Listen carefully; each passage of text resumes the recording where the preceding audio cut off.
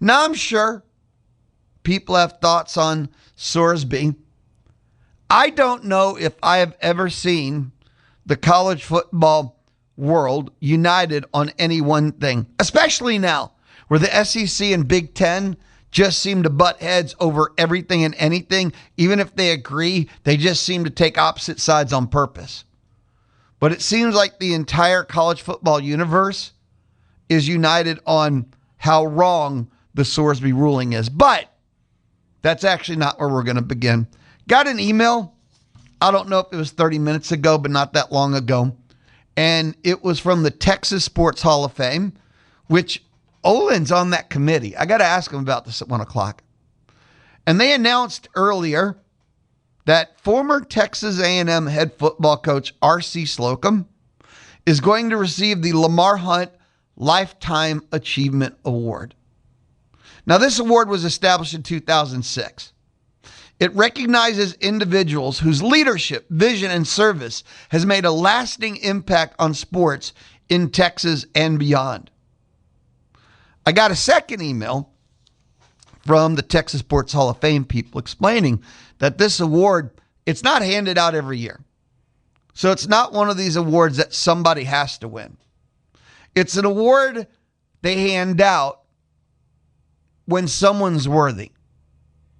It's not every year 10 people get it. So it just means more. R.C. Slocum, they put his resume in here, and many of us know his resume. Winning as head football coach in A&M history. 14 years, 89 to 2002. Never had a losing season. 4 conference championships. 3 in the old SWC. 1, of course, in the Big 12. 11 bowl game appearances. Decade of excellence, the 90s. 29-game unbeaten streak in the Southwest Conference, 91 to 94. 67-11-1 at home, Kyle Field. 67-11-1. At one point, they went 22 straight games undefeated at home. And remember something, back then it wasn't even 12 games. It was 10 and then 11. So you're playing 5, max of 6 games at home. So 22 covers like 6 years. Yeah, it was a great run. It was a great stretch. He's a Hall of Fame, any Hall of Fame head coach. RC coached 64 different players that were drafted by the NFL, including 8 first-round selections. So with him getting this Lamar Hunt Lifetime Achievement Award from the Texas Sports Hall of Fame, he becomes the 8th person all time to get this award. 8th to receive the Lifetime Achievement Award. Friday, November 13th, he'll be formally recognized as part of the A&M Gala Hall of Champions ahead of the Tennessee game. So saw this, pretty epic, pretty awesome. And I think for those of us that have been here in Aggieland for a while, we realize that's not all he did. Has he been the interim AD, helping A&M through times of trouble, tribulation? He's provided stability, a face that fans can feel calm and trust in 2 times or 3 times now. So he has served A&M athletics beyond just the decade of excellence and the success he brought here. And I said Hall of Fame, any Hall of Fame. Let's see here. R.C. Slocum went into the College Football Hall of Fame in 2012. He went in the A&M Athletic Hall of Fame in 2008. So, yeah. Yes, you get it. That's R.C. Slocum. And again, he became the 8th. If you look at this, Red McCombs, 2006. These are the other Lamar Hunt Lifetime Achievement Awards from the Texas Hall of Fame. Red McCombs, 2006. Don Carter, 2009. Drayton McClain, 2014. Dave and Reba Campbell, 2015. Rudy Davalos, 2016. Bob McNair, 2018. The Lamar Hunt family, 2019. And now R.C. Slocum here in the year 2026. So congratulations. Well earned, well deserved. Only the 8th person all time. What an incredible career. What an incredible honor. And I know for me, getting here in 1987, I got to see, watch, be at Kyle Field for pretty much all of it in its complete entirety. Many incredible, unbelievable memories were absolutely built in there. And it's one of those things, too, whenever something like this comes up, my own flashbacks, memories, nostalgia kicks in. And when I say what I'm about to say, I'm in no way saying that the Southwest Conference should reform. A&M should have never left the Southwest Conference. The Southwest Conference was dead on the vine. But the Southwest Conference was a good time until college football changed, and the Southwest Conference could not change with it. So the Southwest Conference had to die. But at the time, the Southwest Conference was awesome. The Southwest Conference was fun. Having every school within a 1-hour drive, which isn't completely accurate, but accurate enough, was really fun. And when you would go to work, there would be like an alum from every single school in your office. So the rivalries were all real.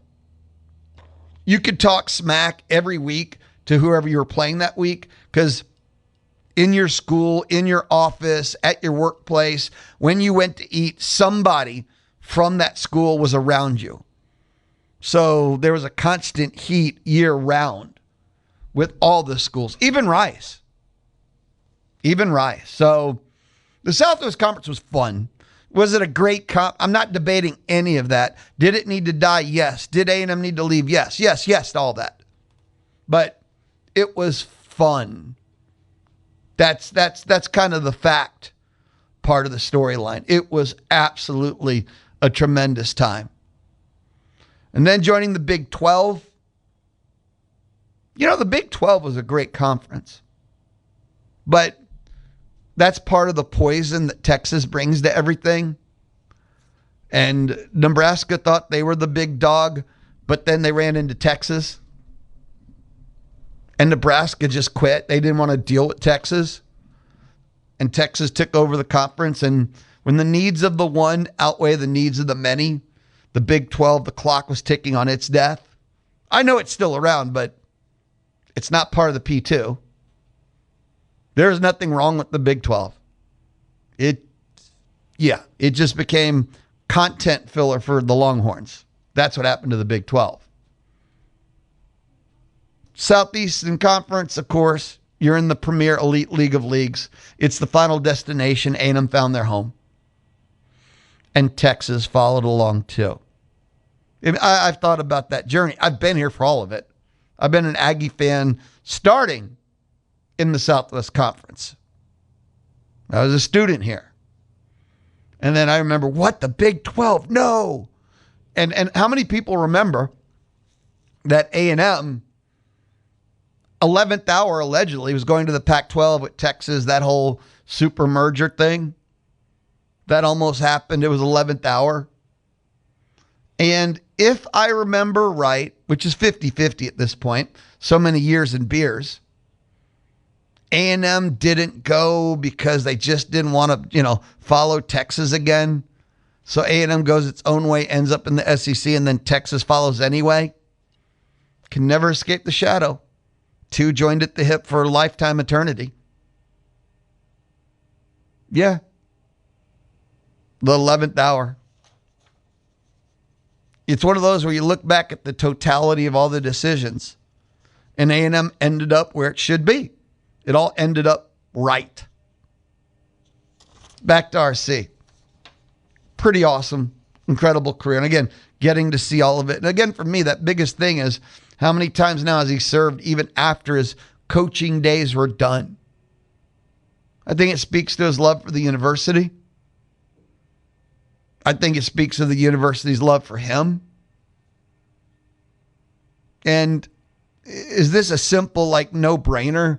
But is he the number one legend of Aggie football? I know people think players and, people might say it's still JFF, but isn't R.C. Slocum the number one legend of Aggie football? He has to be, right? I don't think there's a question. I'll ask Olin that. Olin tends to have good perspective, and he's, part of the Hall of Fame ballot committee people, so he's got that historical type perspective, and that means I got to ask Rusty Burson now too. I just said Aggie history, and he's an Aggie historian, so I know two people I will ask that question of this week. But RC has to be.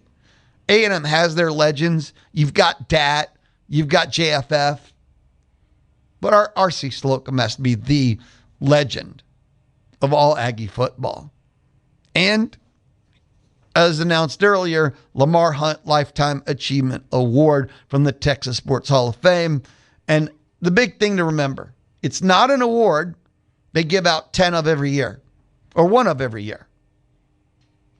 When they see someone worthy, and this will be the 8th only all time. Congratulations. When we come back, sure, we could talk about Brendan Sorsby. It's the Louis Bellina Show. It is Tuesday, and it's the Louis Bellina Show presented by CC Electric on the Zone. This is Bryan College Station's only all-sports station, The Zone. 1150 AM and 93.7 FM. The Louis Bellina Show from inside the Charles Schwab studio, the Tuesday edition coming up at 12. Joe Sheehan newsletter, all things MLB. 12:35, Uri Geva, owner of the Bombers. 1 o'clock, Olin Buchanan of Texags, and 1:50 Community Spotlight with Aggie Land Humane Society. Yesterday, we talked about the Brendan Sorsby ruling. I think I was pretty clear on how I felt about things, and I guess my reaction was pretty standard with the rest of the college football universe. I didn't expect the public display from the conferences themselves in Nebraska and Georgia. And if you haven't heard, people are speaking out. ACC Commissioner Jim Phillips told ESPN, horrendous pattern that is eroding the integrity of our process. Big Ten Athletic Director told ESPN they're disgusted and added, we have officially lost our soul. TCU coach Sonny Dykes told ESPN, how is anyone ever going to trust the outcome of a game again? 3 things you need to know. 1, Nebraska Athletic Director Troy Dannon, he told ESPN, because there was a memo that circulated, got leaked, and instead of hiding, covering up, or trying to soften it, no, he told ESPN outright, his school's teams are not allowed to schedule the Red Raiders. He made it public. It wasn't just an internal memo. Unofficial, official. Nebraska AD Troy Dannon told ESPN his school teams are not allowed to schedule the Red Raiders. It's any sport. Teams, not football. None. 2, the Big Ten is expected to have a meeting in the upcoming days and taking Nebraska's concept idea, and they're going to vote. They're thinking about making it a league-wide mandate that the Big Ten will not play Texas Tech in any sport, period. Georgia, and this one's a little oddish for me, I will explain. Coaches and staff, based on recent developments, Georgia Athletics will not schedule future contests against Texas Tech until further notice. Please review your current schedule and future scheduling plans. If you have any contests currently scheduled against Texas Tech or actively engaged in scheduling discussions with Texas Tech, please notify your sports administrator as soon as possible so we can evaluate the situation and determine next steps. Effective immediately, no new contest should be scheduled against Texas Tech without prior approval from the athletic department. If you have any questions, please let me know. Thank you. That is the Georgia position. So they're not doing Nebraska, no. But they've said, no future, stop all discussions. If they're on your schedule currently, let's talk about it. Georgia is taking a no Texas Tech, and I like the any sport. This puts pressure beyond just football, the Georgia stance.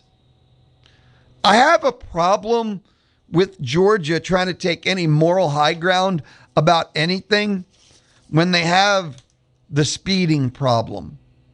The speeding problem is not ha ha he he. Their speeding problem has went to this, it's transcended to something of epic proportions, because speeding kills people. They've had incidences. It could be stopped with one word from the head coach, Kirby Smart. Next guy caught doing over 100 miles an hour is kicked off the team. There's no appeal. There's no review. There's no suspended for the first 3 games against schools that we don't care about. And they don't stop it. They don't do anything. So for them to talk about accountability is kind of funny. I think Georgia's maybe not the best poster child to stand up and fight against the injustice of the Sorsby ruling, but they did. But they did. So the point being that some schools, people like to talk, right? But actions speak louder than words. And you have Nebraska. And Nebraska outright, no sport, no school, effective immediately. Georgia, stop. We're going to review everything. And then the Big Ten itself is going to review having just a league rule. We don't play the Texas Tech, any sport, anytime. I didn't expect that. I didn't see that coming whatsoever. That would be the loudest action that they could take because, you know, the judge can't rule that, no, you have to play Texas Tech. And I'm going to tell you something. So this Sorsby situation is going to keep going down the legal system. So maybe in the end, after Sorsby plays for a month, mid-season, a judge will finally make him. Think about Alabama basketball, Bediako, where he played 5 games before he was ruled ineligible. Maybe Sorsby plays for a month, and mid-season, mid-October, he finally, boom, he's finally ruled ineligible. I don't think it should matter. I think that the warning should be, if Sorsby plays even 1 game, this ban's going to hold. Don't let Tech off the hook.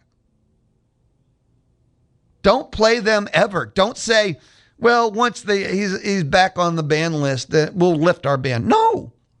Make Texas Tech make a decision. Help them understand consequence too. I think would be a good message in this story. Don't you?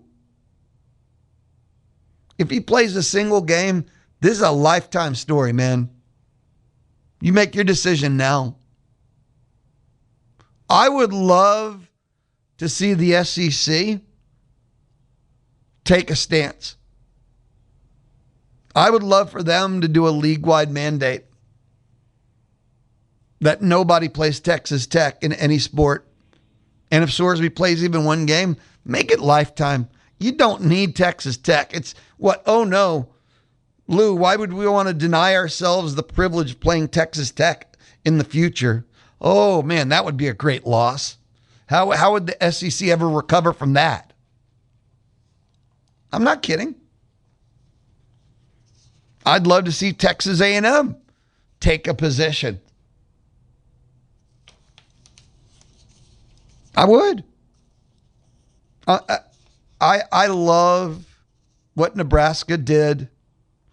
Georgia seems like the wrong school to take a stance because they're talking about consequence, yet they have none for their football players. So is the word hypocritical apply here? I think it does. But at least they are. Again, they might be the wrong poster child for this story, but still, at least they're doing something. What next is simple and straightforward. Legal system. I don't know how far. I don't know if you have to go to the Supreme Court, but, and again, will this be like Bediako? Will all of a sudden, mid-October, Sorsby's gone? It is a disgusting story. This judge needs to be reviewed. I don't know enough about the legal system to jump too far into this part of it, but the ruling is so horrific that just he professionally needs to be reviewed. Because it doesn't seem to actually have anything to do with legalese.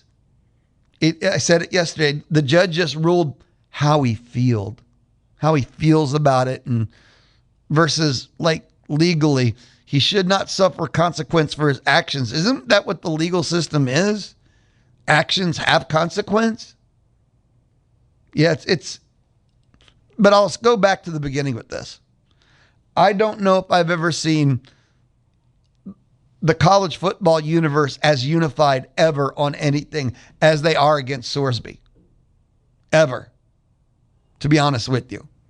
Like even the SEC and the Big Ten are together on this and they agree on nothing. Like if the SEC says something, the Big Ten, without thinking, will automatically say the opposite right now. That's the current state of affairs. And it's vice versa. If the Big Ten says something, the SEC automatically says opposite without even thinking. They both auto reject each other, but not on Sorsby.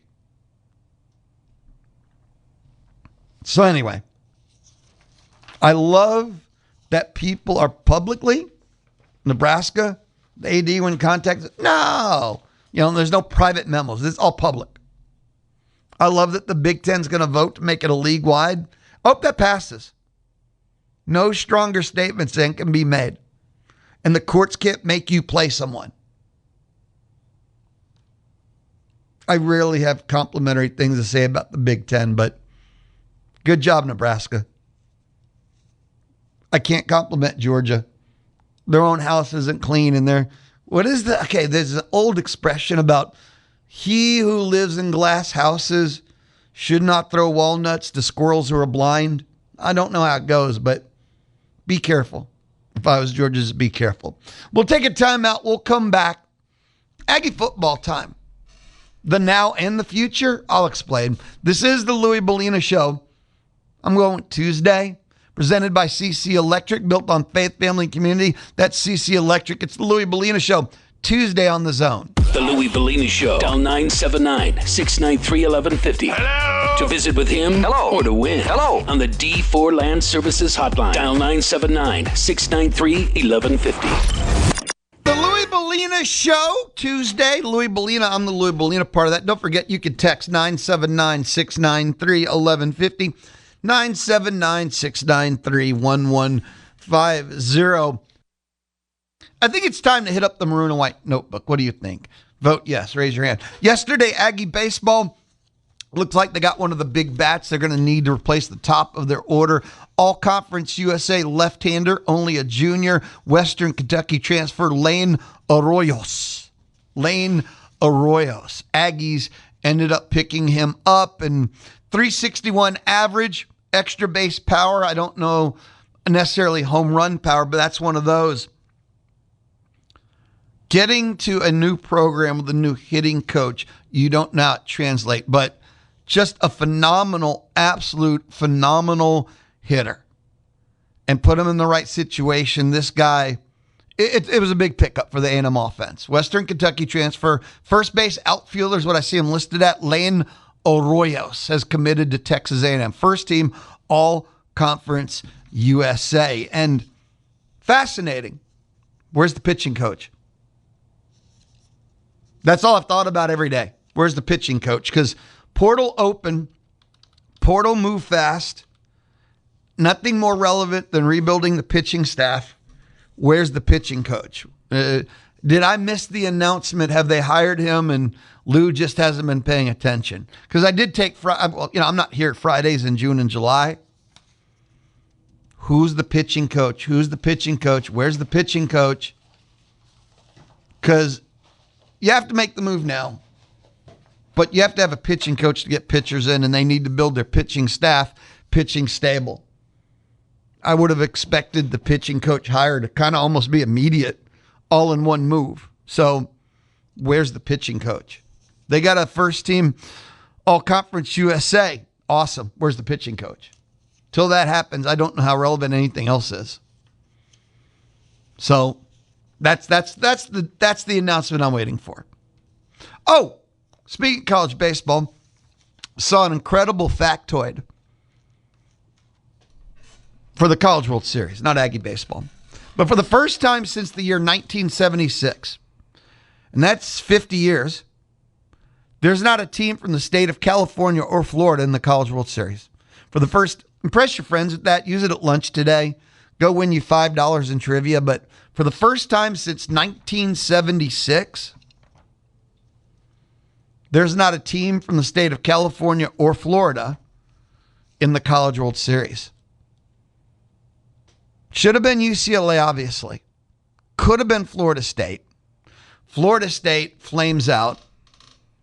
UCLA, I remember when I asked Mitch Light about what happened, and he gave the simple answer that UCLA, it's been almost the last month,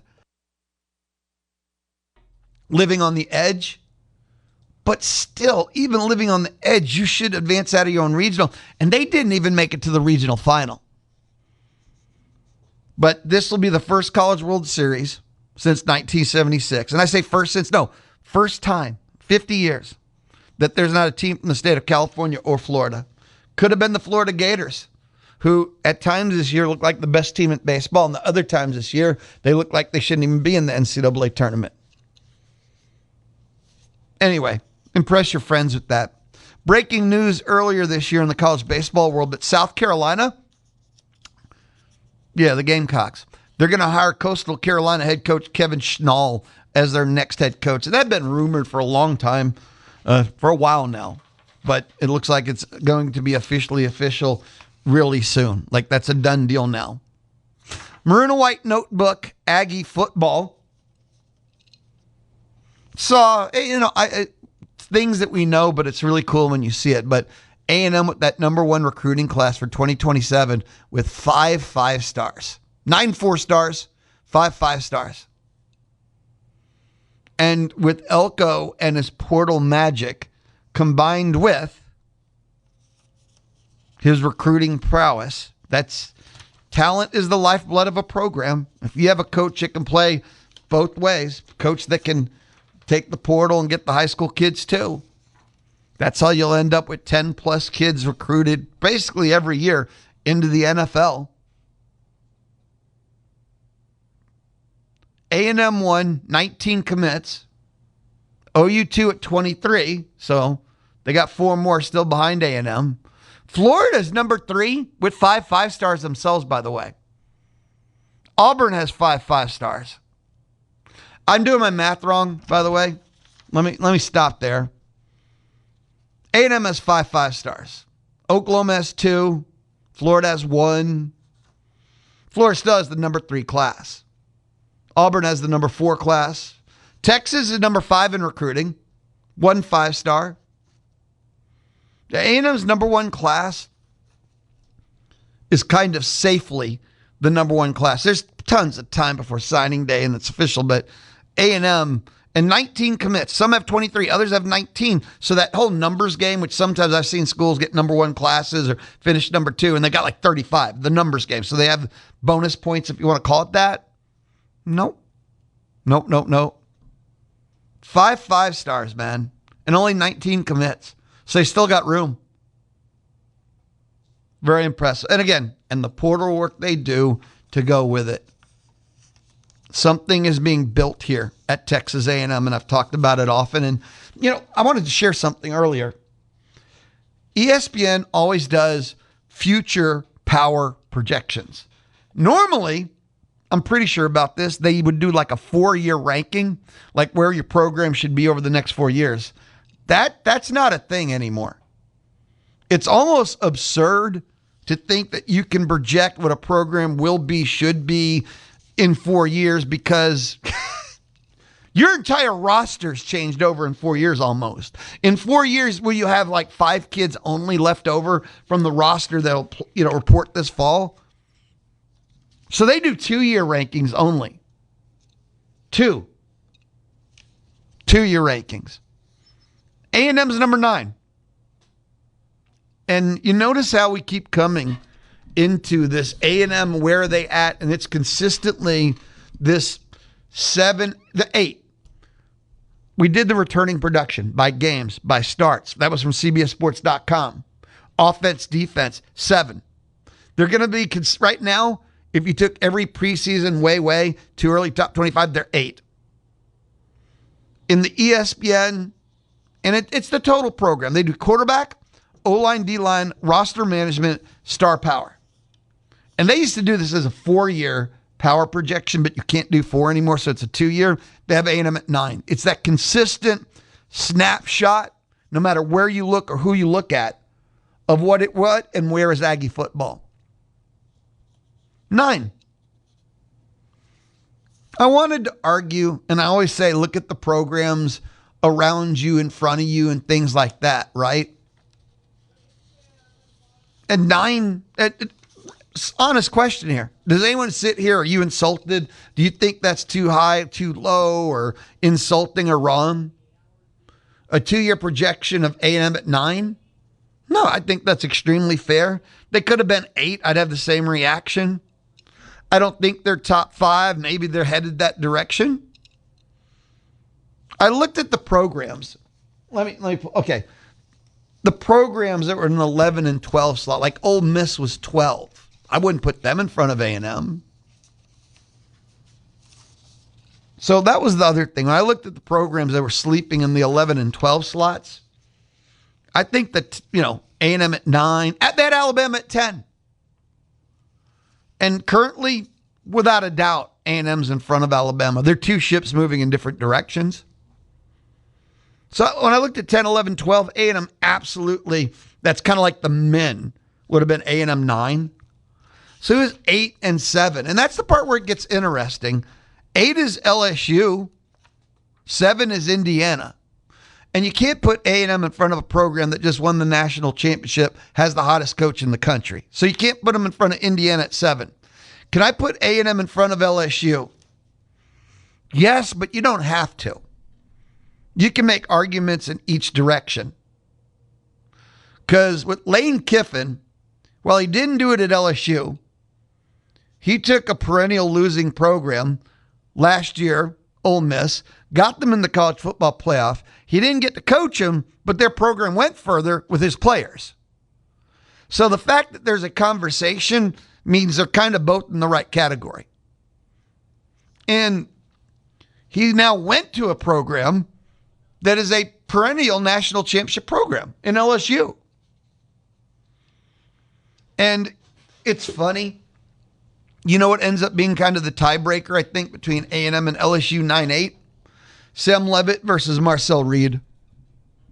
Sam Levitt versus Marcel Reed. So I told you 7 Indiana, and you can't put A&M in front of them. And then Miami 6, well, that was settled on the field, and Miami beat A&M at Kyle. So A&M at 9, maybe 8, but that's a tough argument. So that's exactly the 2-year projection ranking. And just remember this kind of theme that keeps popping up. A&M, 9-8, 9-8-7, 8. It's the magic number is 8. A&M is currently preseason. Where are they overall? I can't emphasize this enough, even though I know I've said it enough. How important is it for A&M program perception fan, perception national to do it again this year? Because everything indicates, and people believe, that A&M has become a top 10 program. That's the positioning of. And we live in a time, that's college football playoff, man. Top 10. You go back and pull an 8-4, and you're going to finish somewhere in, 8-4 at 22, and you want to give people that same old vibe again, that's not going to work, especially among the fan base. So, I got to back it up. I would argue that 9 plus bowl 10 would probably be good enough to everyone but the fan base. Finish at 10 wins. Your final ranking could be like 14 even, which would fail your preseason ranking. No, it'd be higher than 4. No. you could get close to 10 wins. For everyone but fans, 9 plus bowl 10. Okay? It still has to be 10 wins, men, even if you're cheating and using the bowl. In case you were wondering, the rest of, because I kind of mentioned the top 10. Georgia's 5. Can't argue that. Oregon's 4. Texas is 3. Who do you think the top 2 are? You know one of them. Ohio State is 2. And the number 1 surprised me a bit. Notre Dame. They think Notre Dame is the number 1 program in the, for the 2-year power ranking.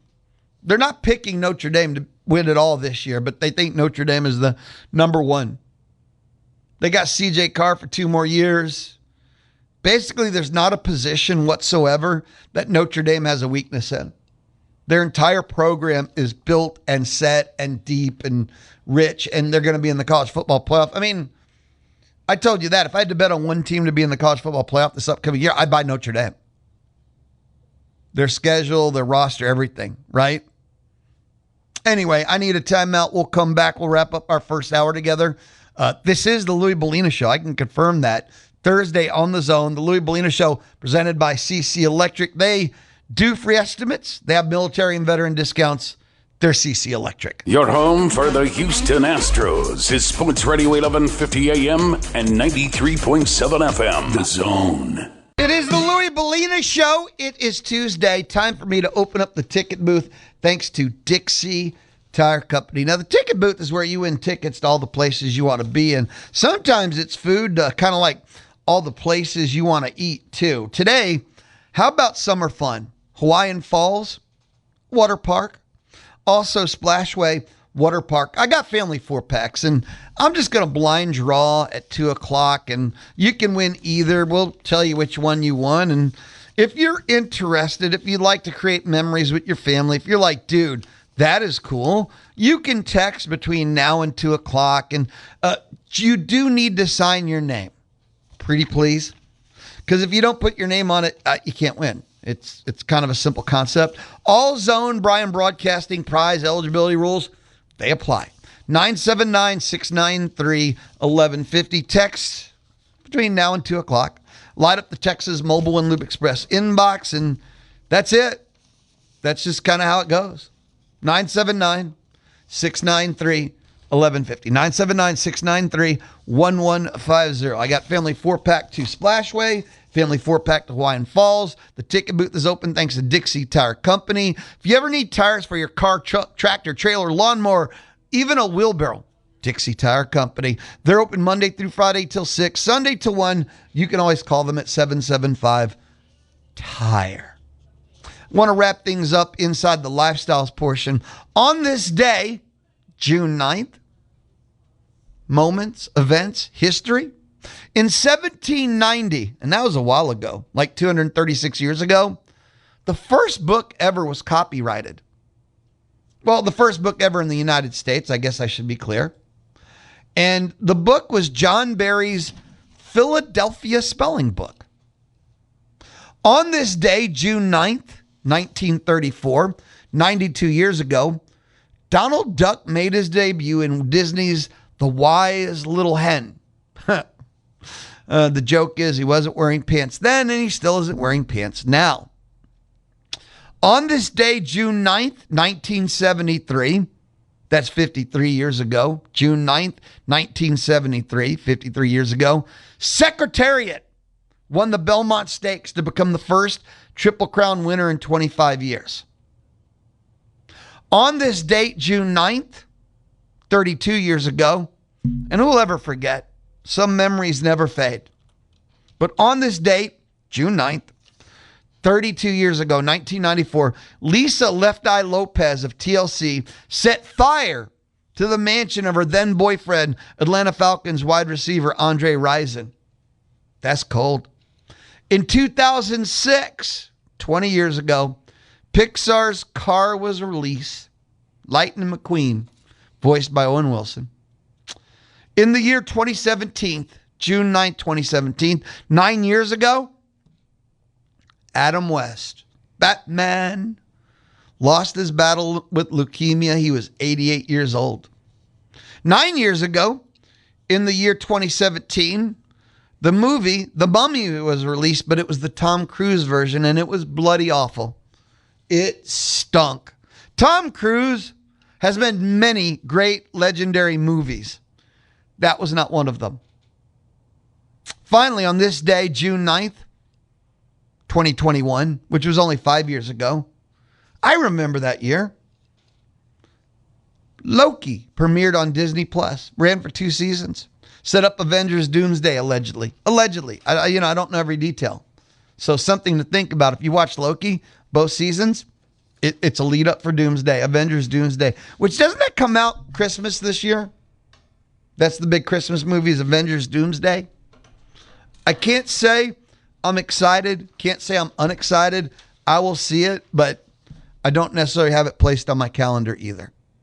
When we return, Joe Sheehan Newsletter, will join me on the D4 Land Services hotline, and we will talk Rangers, Astros, and more.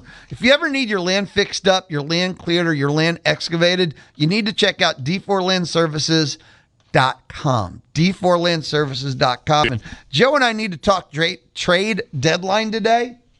Also, the wild card race. This is the Louis Bellina Show Tuesday. This is the Louis Bellina Show on the Zone. I'll be right back. Relax. You can hear the Paul Feinbaum Show weekdays 2 to 4 here on the Zone. Presented by Polaris Fun Center. Paul Feinbaum is SEC Country, and Aggieland is SEC Country too. Join Paul weekdays 2 to 4 here on the Zone. Polaris Fun Center sells and service Polaris ATVs, Rangers, Razors, Global Electric Cars, Brutus, and the Polaris Slingshot. Polaris Fun Center, where they sell and service fun, not tractors. The voice of the SEC. And you can hear Paul Feinbaum weekdays 2 to 4 here on the Zone.